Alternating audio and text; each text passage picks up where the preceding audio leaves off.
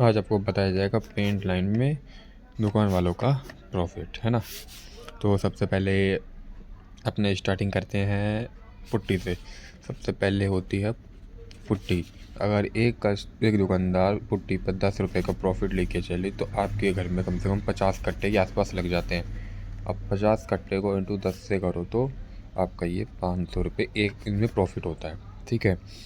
उसके बाद फिर आपकी आ जाती है पेंट। पेंट आप कौन सा करवाते हो? देखो, इसमें इनेमल पेंट आता है, डिस्टम्पर आता है, अपैक्स आता है, एस आता है और रॉयल आता है, ठीक है। एमर्सनल की क्वालिटी आपकी 2400 से 2800 तक की मिल जाती है। बड़े डिस्टम्पर की आपकी 600 रुपये से स्टार्टिंग होके 1050 तक मिल जाती है। अपैक्स आपके 5000 से स्टार्टिंग होके 6000 तक की मिल जाती है।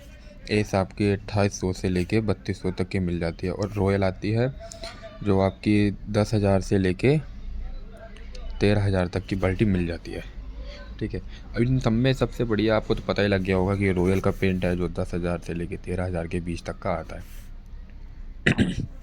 अगर आपको ऐसा लगाना है जैसे बजट में हो गया तो इनेमल पेंट लगवा लो।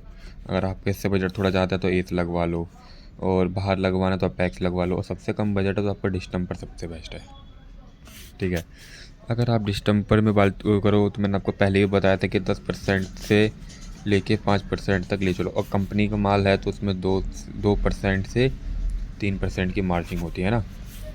अब आप इसकी ले लो इनेमल पेंट की, इसको हम लेके चलते हैं 2500।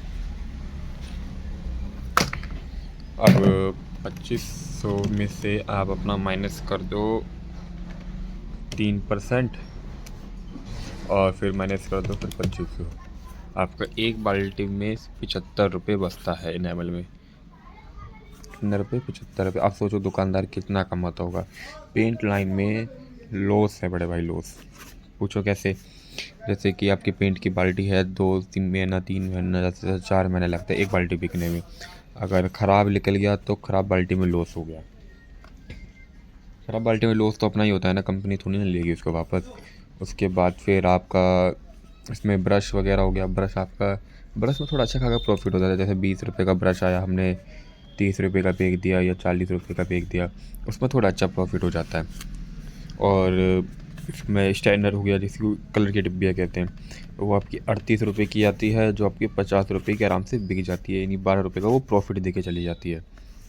फिर रेगमाल भी ऐसा हो गया। रेगमाल आपका 12 रुपये का आता है, जो 15 रुपये का बिकता है वो 3 रुपये का प्रॉफिट दे के जाता है। अगर 10 रेगमाल चला गया तो 30 रुपये इसमें बच गया, ठीक है। 10 कलर की डिब्बी चलेगी तो 120 रुपये इसमें बच गए। यानी टोटल मिला के अगर आपका 10,000 रुपये का माल जा रहा है ना, तो उसमें आपकी सूखा रूखी 1500 से 2,000 रुपये बच जाते हैं बस। वो भी डिपेंड करता है कि 10,000 रुपये का माल आपका कब तक बिक रहा है। मान के चलो 10,000 रुपये का माल आपका 2 मंथ के बाद बिक रहा है ना। 2 मंथ के बाद बिका तो आप 2,000 रुपये के लिए बैठे पड़े हो दुकान पे, 2,000 रुपये के लिए बस।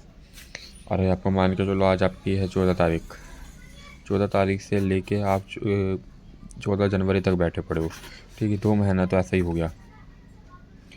2 महीना होने के बाद आप 2 महीने में सिर्फ 4,000 रुपये कमाने के लिए बैठे हो। मैं वही तो बता रहा हूँ आपको।